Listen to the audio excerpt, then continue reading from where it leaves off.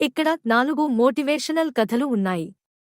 ఇవి చిన్నపిల్లలు చదువు నేర్చుకుని పెద్దయ్యాక కూడా ఆ పట్టుదలతో ఎదిగినవారి కథలు. కథ 1. స్వల్ప సంపదలో స్ఫూర్తి.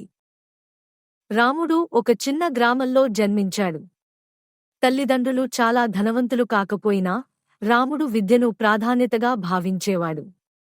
పిల్లనుండానే పాఠశాలకు వెళ్లి చదువుకోవడం మొదలుపెట్టాడు.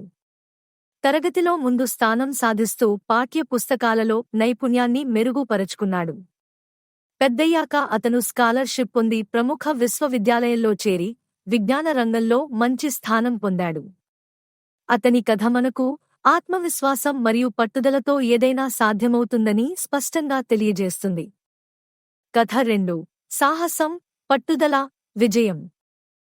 సీత కూడా ఒక సాధారణ కుటుంబంలో జన్మించింది. పిల్లనుండానే ఆమె చదువుకి ప్రాధాన్యత ఇవ్వడం ప్రారంభించింది. పాఠశాల తరగతుల్లో ఆమె ప్రతిభ చూపిస్తూ అంకెలు, విజ్ఞానంపై ఆసక్తిని పెంపొందించింది. పెద్దయ్యాక ఆమె ఇంజనీరింగ్, సాంకేతికతలో డిగ్రీ సంపాదించి తన జీవితంలో సవాళ్లను ఎదుర్కొని సాఫల్యాన్ని అందుకుంది. ఆమె జీవితంలో ఎదురైన ప్రతి కష్టం ఆమెకు మరింత బలాన్ని ఇచ్చింది. చదువు ద్వారా ప్రేరణను పొందడం ఎలా అంటే అనుకున్నది. కథ 3. విజ్ఞానం, మార్గదర్శిని. లక్ష్మి చిన్ననాటి నుండి చదువును ఎంతో ప్రేమించింది. ఆమె కుటుంబం ఆర్థికంగా సవాళ్లను ఎదుర్కొంటున్నప్పటికీ ఆమెకు చదువు కోసం సమయం ఎప్పుడూ ఉన్నది. పాఠశాలలో శ్రద్ధతో చదవడం వల్ల ఆమె ప్రతి పరీక్షలోనే మంచి ఫలితాలు సాధించగలిగింది. పెద్దయ్యాక లక్ష్మి విద్యారంగంలో పెద్ద విజయాలు సాధించి ఒక ప్రముఖ అధ్యాపికగా మారింది. ఆమె తన విద్యను మరింత విస్తరించి నూతన తరాలకు మార్గదర్శకురాలిగా నిలిచింది. కథ 4. నిరంతర శ్రద్ధ, సుదీర్ఘ ప్రయాణం. అర్జున్ అనే బాలుడు చిన్న వయస్సులోనే చదువులో ఆసక్తిని కనబరిచాడు.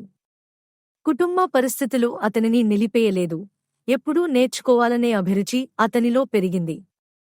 అతను పాఠశాల నుండి కాలేజీ వరకు సదా చదువు మీద దృష్టి పెట్టాడు. విద్యారంగంలో పోటీ పెరిగినా అతని నిరంతర శ్రద్ధ, సమర్థత అతనిని ఒక సఫల విద్యావేత్తగా మార్చింది. ఇప్పటికీ తన సామర్థ్యాన్ని అభివృద్ధి చేసుకుంటూ సామాజిక సేవలలో పాల్గొంటూ స్ఫూర్తిదాయక మార్గదర్శిగా నిలుస్తున్నాడు. ఈ కథలు జీవితంలో ఎలాంటి పరిస్థితులు వచ్చినా విద్యపై పట్టుదల ఉంటే ఏదైనా సాధ్యమవుతుందని, సమాజానికి ఒక వెలుగు ప్రసారమవుతుందని చాటుతూ ఉంటాయి. మీకు ఈ కథలు ప్రేరణనిస్తాయని ఆశిస్తున్నాను.